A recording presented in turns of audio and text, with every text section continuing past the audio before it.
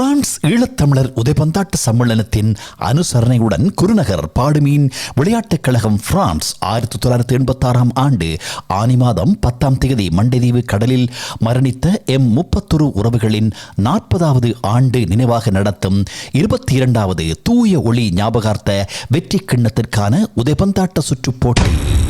வளர்ந்தோர் பிரிவு 11 பேர் கொண்ட போட்டி. பணப்பரிசு முதலாம் இடம் €1000, இரண்டாம் இடம் €500, மூன்றாம் இடம் €250, 13 வயதின் கீழ், 15 வயதின் கீழ் மற்றும் 35 வயதின் மேல் பிரிவுகள் 7 பேர் கொண்ட போட்டியாக இடம்பெறும். காலம் 14/6/2026 ஞாயிற்றுக்கிழமை காலை 9 மணி. இடம் 36 அவென்யூ து லா டிவிசன் லுக்லெர்க், பொபினி. உங்கள் அனைவரையும் அன்புடன் அழைக்கின்றது பாடுமீன். தமிழ் உறவுகளுக்கு வணக்கம். பார் தமிழா ஊடகம் ஊடாக உங்கள் அனைவரையும் சந்திக்கும் நான் பொன் பார்த்திபன். இன்று நான் இங்கே உங்களோடு பகிர்ந்து கொள்ள இருக்கும் விடயம் பாடுமீன் விளையாட்டுக் கழகம் நடத்துகின்ற தூய ஒளி என்ற பேரிலான ஒரு உதைபந்தாட்ட சுற்றுப் போட்டியை மகிழ்ச்சியோடும் பெருமையோடும் உங்களிடம் பகிர்ந்து கொள்ள வந்திருக்கிறேன். இது ஒரு உத்வேகமூட்டுகின்ற ஒரு உன்னதமான விடயமாக இங்கே மலர்கிறது. ஏனென்றால் உடற்பயிற்சி இல்லையேல் எமக்கு வாழ்க்கையே இல்லை. அதாவது எந்த ஒரு செல்வம் இல்லாது போனாலும் வாழ்க்கையை கட்டமைத்துக் கொள்ளலாம், வாழ்க்கையை சந்தோஷமாக வாழலாம். ஆனால் எங்கள் உடலில் இருக்கும் ஆரோக்கியம் இல்லை என்றால், ஆரோக்கியம் இல்லாத உடலோடு நாங்கள் எதையும் செய்ய முடியாது. இந்த விளையாட்டுப் போட்டி கூட, அதாவது இந்த உதைபந்தாட்ட சுற்றுப் போட்டி கூட ஒரு உன்னதமான உணர்வுபூர்வமான ஒரு வலிமிகுந்த நிகழ்விலிருந்து வருகிறது. 1986 ஆண்டு ஜூன் மாதம் மண்டைதீவு கடலில் எங்கள் 31 மீனவ கடற்றொழில் உறவுகள் மரணித்த வலிமிகுந்த அந்த நிகழ்வின் ஞாபகார்த்தமாக இந்த உதைபந்தாட்ட சுற்றுப் போட்டி, அதாவது தூய ஒளி என்ற பேரிலே இந்த உதைபந்தாட்ட சுற்றுப் போட்டி பாடுமீன் விளையாட்டுக் கழகத்தினால் நடத்தப்படுகிறது. அந்த வகையிலே நாங்கள் பாடுமீன் விளையாட்டுக் கழகத்தின் முக்கிய நிர்வாகிகளை இங்கே சந்தித்திருக்கின்றோம். நிர்வாகிகளின் வரிசையில் முதலில் ஜோய் தனது கருத்துக்களையும் இந்த சுற்றுப் போட்டி பற்றிய விவரங்களையும் தெரிவிக்கிறார். வணக்கம். எங்களுடைய குருநகர் பாடுமீன் விளையாட்டுக் கழகம் தாயகத்தில் பல ஆண்டு காலமாக மிக பிரசித்தி பெற்ற கழகமாக இருந்து வந்து கொண்டிருக்கின்றது. அதன் தொடர்ச்சியாக நாங்கள் புலம்பெயர்ந்த பின் பிரான்ஸ் மண்ணிலும் எங்களுடைய கழகத்தின் பேரில் பிரான்ஸ் குருநகர் பாடுமீன் விளையாட்டுக் கழகம் என்பதை ஆரம்பித்து இன்றைக்கு வெற்றிகரமாக எங்களுடைய விளையாட்டு நல்லபடியாக நடந்து கொண்டிருக்கின்றது. அந்த வகையில் எங்களுடைய மண்ணில் எங்களோடு உறவாடிய அந்த உறவுகளின் இழப்பு இன்று வரைக்கும் பெரும் பலியாக எங்கள் மனதில் ஊஞ்சலாடிக்கொண்டிருக்கின்றது. 1986 ஆண்டு ஆனி மாதம் 10 மண்டதீவு கடலில் மரணித்த எங்கள் உறவுகள் அவர்களின் ஞாபகார்த்தமாக இந்த வருடம் 22வது தூய ஒளி கிண்ண உதைபந்தாட்ட சுற்றுப் போட்டி நாங்கள் நடத்துவதற்கான ஏற்பாடுகளை எமது கழகம் செய்திருக்கின்றது. வருகின்ற ஆனி மாதம் 14 பொபினி மைதானத்தில் அந்த உதைபந்தாட்ட சுற்றுப் போட்டி நடக்க இருக்கின்றது. பாடுமீன் விளையாட்டுக் கழகத்தின் தலைவர் ஹெமில்டன் அவர்களை இங்கே நாங்கள் சந்திக்கிறோம். அவரோடு நாங்கள் இந்த விளையாட்டுப் போட்டி, இந்த உதைபந்தாட்ட சுற்றுப் போட்டி பற்றி பேசவிருக்கிறோம். வணக்கம். வணக்கம். நான் பிரான்சின் தற்போதைய தலைவராகவும் சென்ற ஆண்டும் தலைவராகவும் இருக்கின்றேன். எமது கழகம் பிரான்சில் தொடங்கப்பட்டு 42 ஆண்டுகளை நிறைவு செய்து கொண்டிருக்கின்றது. அதிலும் குறிப்பாக தூய ஒளி கிண்ணம், 22வது தூய ஒளி கிண்ணம் அவர்களின் 40 ஆண்டு நினைவை வலியோடு சுமந்து நாங்கள் இதை கடந்து செல்ல இருக்கின்றோம். அதுக்கு எங்களோட ஊரின் உறவுகள் எங்களுக்கு தந்த ஆதரவில் இதில் இன்றைக்கு 42 வருஷம் எங்களோட பாடுமீன் இந்த இதில் ஒரு திறம்பட ஒரு கழகமாக இயங்கி கொண்டிருக்கின்றது. அது எங்கள் ஊரின் பெருமைக்கும் தாய் கழகத்தின் பெருமையும் மேலும் வலு சேர்க்கிற ஒரு கழகமாக பிரான்சில் நாங்கள் இயங்கி கொண்டிருக்கின்றோம். இந்த ஆண்டு நான் அதுக்கு தலைவராக இருக்கிற பெருமைப்படுகின்றேன்.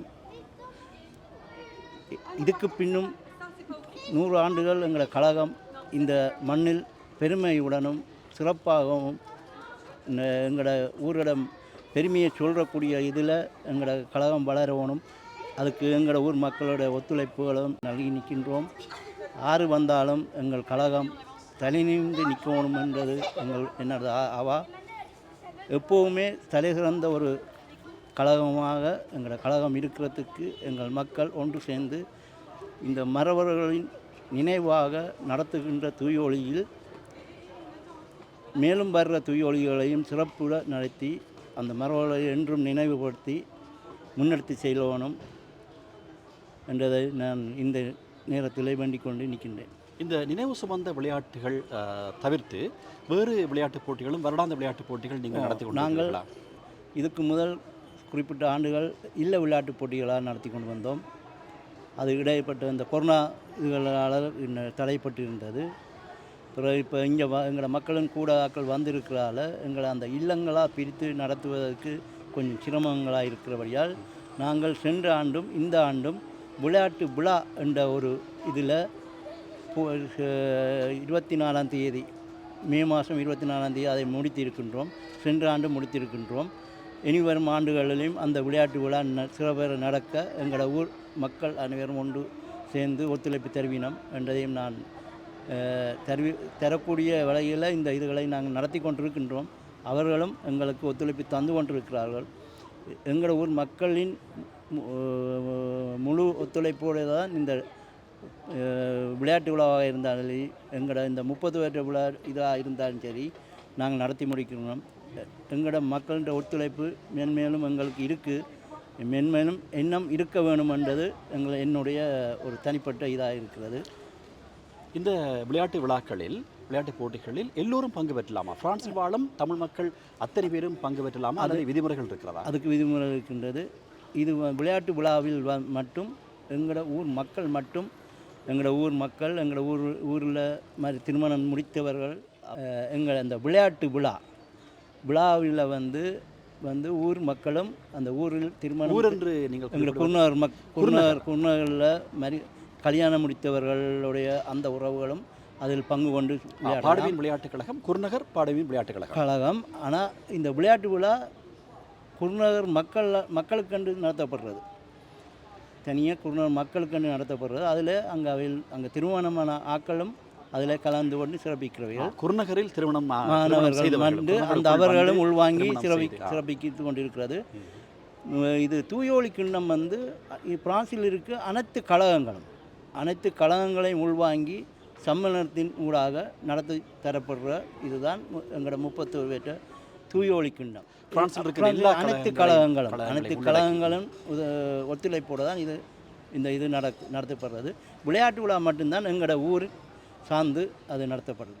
அடுத்து ஜோய், இந்த ஈழத்தமிழர் உதைபந்தாட்ட சம்மேளனம் பிரான்சில் இருக்கிறது.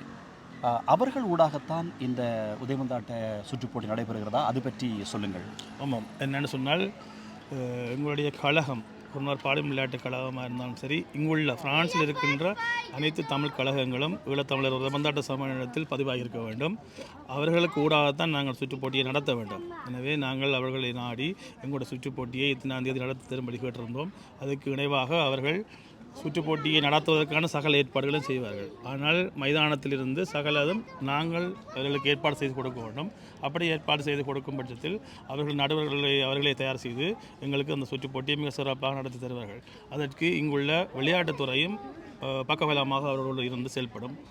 அந்த வகையில் எங்களுக்கு இதை நடத்தித்தர உதைபந்தாட்ட சம்மேளனம் ஈழத்தமிழ் உதைபந்தாட்ட சம்மேளனத்துக்கும் விளையாட்டுத்துறையிலுக்கும் நாங்கள் எப்பொழுதுமே நன்றி கூற வேண்டிய கடமைப்பாடு நமக்கு இருக்கின்றது.